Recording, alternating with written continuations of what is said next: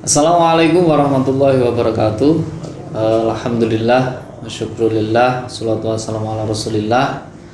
La haula wala quwata illa billah. Mab'an. Alhamdulillah. Kembali lagi ke YouTube channel Darul Quran Channel. Ya, di sini acara tanya jawab tentang kaitan agama. Apapun itu yang sudah dirangkum di Instagramnya Darul Quran Media. Ya, sebelumnya untuk hari ini telah bersama kita semuanya Ustadz Nur Khalidin. Selamat datang kembali Ustadz. Assalamualaikum warahmatullahi wabarakatuh. Waalaikumsalam warahmatullahi wabarakatuh. Gimana kabar hari ini Ustadz? Sehat seperti biasa. Alhamdulillah. Alhamdulillah. Iman sehat? Imun juga kuat. Alhamdulillah. Insya Allah aman. Iya. Gimana Ustadz untuk puasa sampai hari ini bagaimana? Lancar? Alhamdulillah sampai hari ini situasi juga ya seperti kemarin. Oke. Ya, semoga dengan ibadah kita, dengan doa-doa yang dipanjatkan oleh kaum muslimin yang masih berpuasa, semoga kan Allah SWT segera mengangkat pandemi, Amin. musibah-musibah yang kita timpa hari ini untuk bangsa Indonesia. Oke. Itu mungkin itu. Amin. Ya, kita mohonkan untuk Ustadz Nur Khalidin yang di sini nanti sebagai narasumber yang akan menjawab pertanyaan-pertanyaan dari teman-teman, saudara-saudara yang telah mengirimkan pertanyaannya di Instagram kami. Langsung saja Ustadz, ini ada beberapa pertanyaan. Ini yang pertama dari Ashifandra. Saat orang ucap salam Assalamualaikum, nah ini apa tetap menjawab? Kalau iya bagaimana jamnya? Soalnya ya memang betul karena Assalamualaikum kayak gitu. Itu gimana? Yang pertama hukumnya bagaimana, atau terus sebagai yang jawab itu bagaimana, dan monggo penjelasannya bagaimana? Jadi musim hari ini memang musimnya instan ya. Jadi apa-apa dijadikan instan, tidak hanya mie instan, instan semua. Semuanya termasuk ngaji juga instan. Ini yang bahaya ini. Dan ini ada model salam instan. Oke. Apalagi di WA itu sering itu. Yang namanya assalamualaikum disingkat hanya as. Ya saya jawab juga was gitu. Was gitu. Dan ini kan kaitannya. Kalau kita tahu bahwa salam itu kan doa. Betul. Doa keselamatan. Betul. Ya. Jadi maka ada beberapa tafsir hukum dalam menjawab salam. Kita sepakat ketika kita mengucapkan salam kepada saudara kita, ini hukumnya sunnah gitu kan. Betul. Nah, kalau menjawab ini ada beberapa yang perlu kaji. Yang pertama, wajib ketika itu bersifat face to face. Kula kalih jenengan. Iya. Assalamualaikum. Nah, itu kan. Artinya orangnya pasti ya kan cuma berdua gitu. Wajib. Iya. Itu. Kalau beda lagi mengucapkan salam kepada jamaah. Gitu. Itu hukumnya fardu kifayah jawabnya. Yang penting ada jawab. Yang penting ada yang jawab. Oke. Raketan siji. Tapi ya sakit Pak. Banyak jawabannya, banyak yang jawab cuma satu, ya sakit Pak. Tapi ya yang dapat fadilahnya jawab salam ya cuman yang jawab, yang diem ya enggak dapat kan itu. Ya. Ada lagi enggak perlu salam itu dijawab. Enggak perlu dijawab. Ada itu. Contoh. Ketika kita jadi makmum dalam sebuah sholat, sang imam assalamualaikum warahmatullah, jangan kita waalaikumsalam gitu kan, enggak perlu dijawab kan. Oke. Itu yang ketiga. Ada lagi mas, salam yang kita tidak pengen dijawab itu ada itu. Salam tapi kita enggak pengen dijawab, malahan biasanya kan assalamualaikum, kita bahagia kalau dijawab. Tapi ini salam yang kita tidak kepengen mendengar jawabannya. Kalau dijawab gimana Pak? Nah, jawab Wah, repot itu. Wah, Contoh, gimana? ini ada ya. Ketika kita ziarah kubur, Oh iya iya. ya kan? Kita masuk kuburan, kita dituntun oleh Rasulullah, Assalamualaikum ya ahli kubur. Inna insyaallah bikum lahikun. Coba bayangkan ketika kita mendengar jawabannya, lari kita. Itu salah. Jadi kita tidak pikir. Kita Oke. iya iya. Lah, ini langsung ya. Iya. Jadi tadi ke pertanyaan, bagaimana ketika salamnya kok tidak sesuai dengan bahasa yang dipotong-potong itu tadi, mekum, ada yang assalamualaikum, Iya. dan seterusnya. Itu yang pertama. Imam Nawawi pernah memberi gambaran tentang salam di kitab Syarah Muhadzabnya. Yang pertama, itu tidak perlu dijawab. Kalau salam itu seperti itu tidak sesuai, maka ya tidak wajib dijawab. Itu yang pertama. Terus pendapat yang kedua, kata Imam Nawawi lagi, boleh dijawab. Bahkan itu malah lebih baik dijawab. Karena kalau tidak dijawab nanti bisa menimbulkan kesan yang tidak baik bagi si salam. Itu karena apapun lafadznya, bagaimanapun bentuknya, kurang apapun, tapi niat si pemberi salam itu kan memberi salam.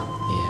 Terlepas itu kurang alif lam, kurang gitu kan? Kurang Iya. banyak juga. Iya. Salam. Gitu. Cuma ya lam gitu aja kan. Nah, terlepas dari itu, tapi ketika dilihat memang konteksnya dia memberi salam, ya apa salahnya kita menjawab salam? Itu yang Oke. tapi terlepas itu lagi, semuanya yang perlu kita ketahui bahwa salam itu kan doa. Jadi kalau tulisannya assalamualaikum, kalau hanya disingkat, alnya dihilangkan, cuman hanya salamun, itu kan tidak hanya al ta'rifnya kan hilang. Hilangnya. Berarti sudah nakiro. Kalau assalamualaikum itu salamnya Allah, salam selamatnya dan keselamatan dari Allah. Tapi kalau salamun itu Allahnya sudah hilang, Karena udah jadi nakiro gitu dan tidak makrifat. Jadi maka ketika anjuran saya mungkin lah ya, ketika memberikan salam itu ya saya lengkap, assalamualaikum, jangan disingkat-singkat assalamualaikum alaikum, ataupun di WA itu yang sering-sering itu. Iya. Ya saya guyon memang ASS, ya saya jawab WAS gitu. was. Gitu deh. Iya. Oke. Itu mungkin. Oke. Tapi kalau hukumnya disingkat itu gimana? Menyingkat itu loh. Nah, ya artinya ketika itu singkatan-singkatan tersebut ketika berwujud ucapan, saya yakin itu Enggak sengaja ya. Itu Mungkin. mungkin sengaja. Karena kulinanya itu cepet instan. Betul. Oke. Baik. Jadi tadi ya artinya insya Allah kalau yang mengucapkan ini niatnya pasti Iya, terus. memberi salam. Artinya Tahiyatan wassalaman lah itu. iya. Kita jawab, bahkan malah mungkin jawabnya malah yang benar malah. Jadi mereka malah bisa membenarkan bacaan salamnya. Oke, lanjut Ustadz. Ini terkait dengan fidyah. Ini dari Hidayatullah Rahmat. Assalamualaikum Ustadz. Waalaikumsalam warahmatullah. Nyuwun pencerahan bab fidyah salat kagem tiang sepuh almarhum niku pripun. Itu Tentang sholat ya. fidyah salat. Pertama bahwa sholat itu adalah ibadah yang bersifat badaniyah, ibadah fisik. Itu. Jadi kewajiban sholat 5 waktu itu memang individu, tiap kita masing-masing, tidak bisa diwakilkan oleh siapapun, termasuk anak. Itu sebagai prinsip pertama. Oke. Kaitannya dengan orang yang sakit, kemudian dia meninggal, pada waktu sakit Iya. minimal dia sudah tidak bisa isyarat, karena walaupun sakit yang namanya sholat itu kan tetap ya, maka ada keringanan bagaimana sama ampuni lah. Iya. Sama ampuni, la yukallifullahu nafsan illa wus'aha. Jadi sholat ketika tidak mampu berdiri ya duduk, ketika sakit ya sambil melumah, tiduran, bahkan dengan isyarat. Kalau isyarat tidak mampu ya sudah disolatkan saja. Iya. Gitu ya. Lah, Betul. lah kaitannya dengan hal ini. Bagaimana ketika ada orang sakit meninggalkan sholat kemudian lanjut meninggal dunia, apakah sholat yang tertinggal itu masih bisa dibayar fidyah atau di bagaimana? Madhab Syafi'i khususnya saya bahas, Iya. itu juga berbeda pendapat dalam menyikapi hal ini.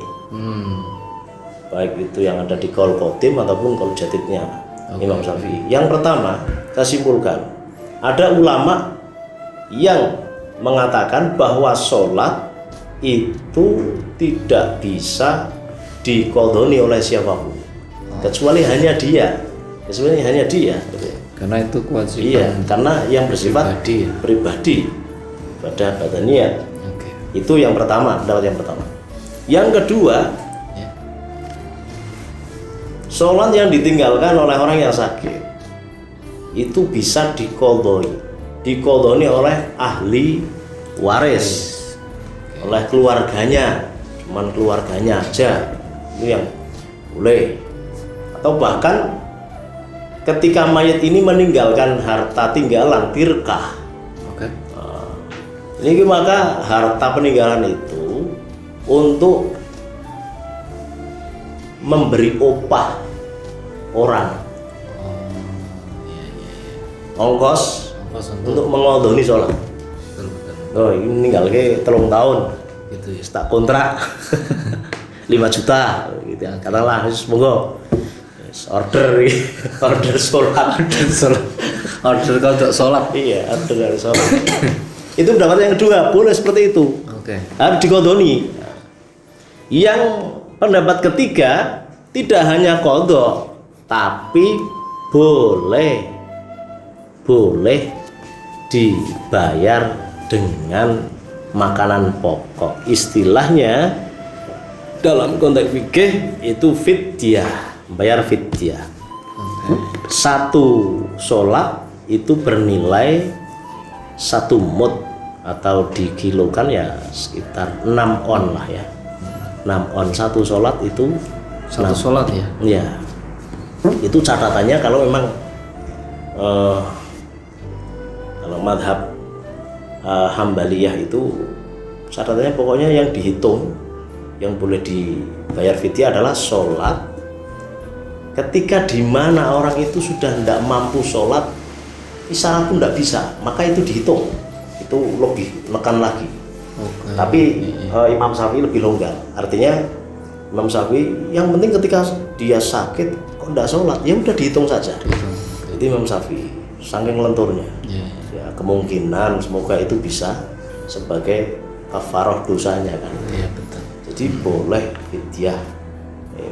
Itu tercantum dalam Fathul Mu'in. Iya. Salah satu pendapat itu dianut oleh Imam As-Subuki. Kita tahu bahwa Imam As-Subuki adalah akabirul ulama, salah satu pembesar ulama pada zaman itu yang bermadhab Imam Syafi'i. Faidatun man mata wa alaihi sholatun fala qodha. Yang pertama, pendapat pertama. Yang pendapat pertama, orang meninggalkan sholat, meninggal yang tidak ada qodha sama sekali, tidak bisa. Wala fidyata, apalagi fidyah, tidak bisa. Itu kaul yang pertama. Wa fi qaulin kajam'in mujtahidin annaha tubdo anhu li khabaril Bukhari wa ghairihi. Tapi dalam pendapat yang kedua ini bisa diqodhoi karena mengacu dengan dasar ada hadis riwayat Imam Bukhari dan lain. Nah, ihtarohu jam'un min a'immatina. Nah, pendapat ini yang bisa diqodhoi ini dipilih oleh jumhur dipilih oleh mayoritas madhab Imam Syafi'i, itu pendapat itu. Bahkan wa fa'ala bihi Subuki an ba'di aqaribihi. Imam Subuki salah satu ulama besar pada zaman itu, kalangan Syafi'iyah, itu bahkan seperti itu, melaksanakan seperti itu Imam Subuki. Wa naqala Ibnu Burhan anil Qadim annahu yalzamul wali in khalafa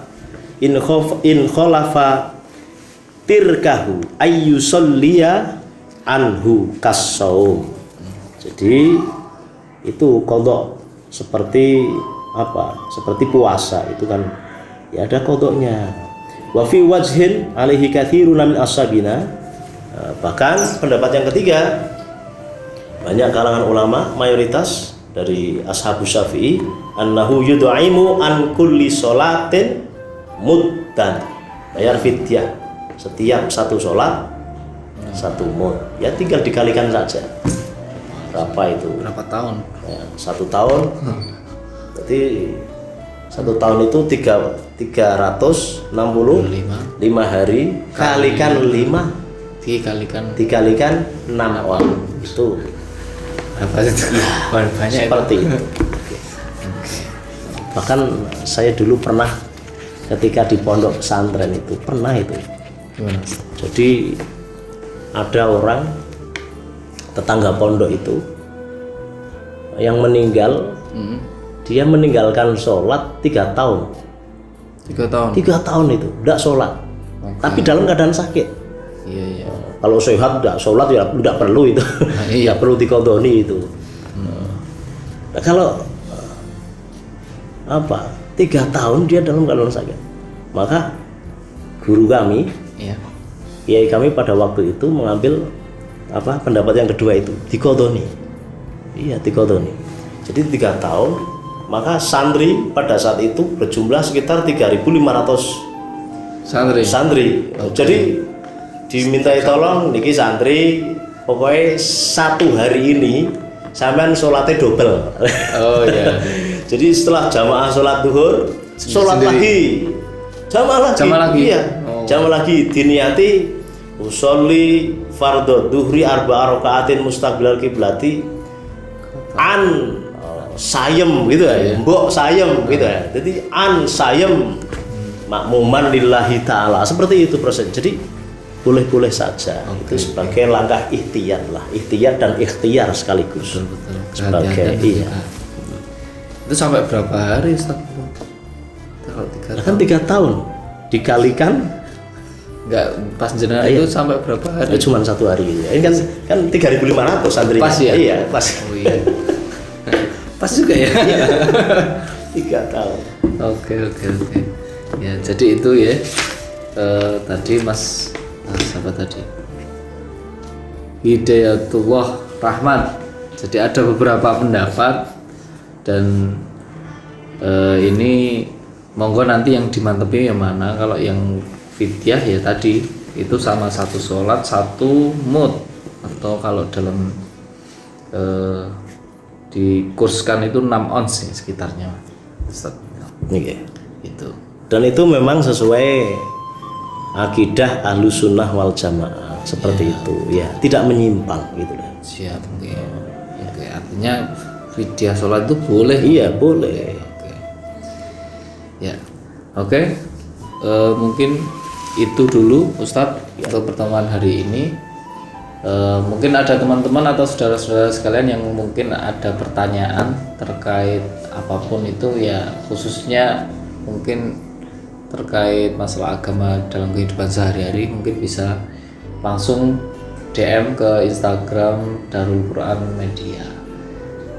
Oke, mungkin sekian dulu pertemuan hari ini. Semoga ada manfaatnya. Terima kasih Ustadz atas sama-sama ilmunya. Semoga Allah memberikan kesehatan, kesejahteraan, keberkahan kepada kita semua. Semoga kita selalu diberikan perlindungan oleh Allah Subhanahu wa taala. Mungkin di lain waktu bisa berjumpa lagi Ustaz. Insyaallah. Nanti menjawab pertanyaan-pertanyaan dari para netizen gitu. Terima kasih. kami akhiri, ada banyak kurangnya kami mohon maaf.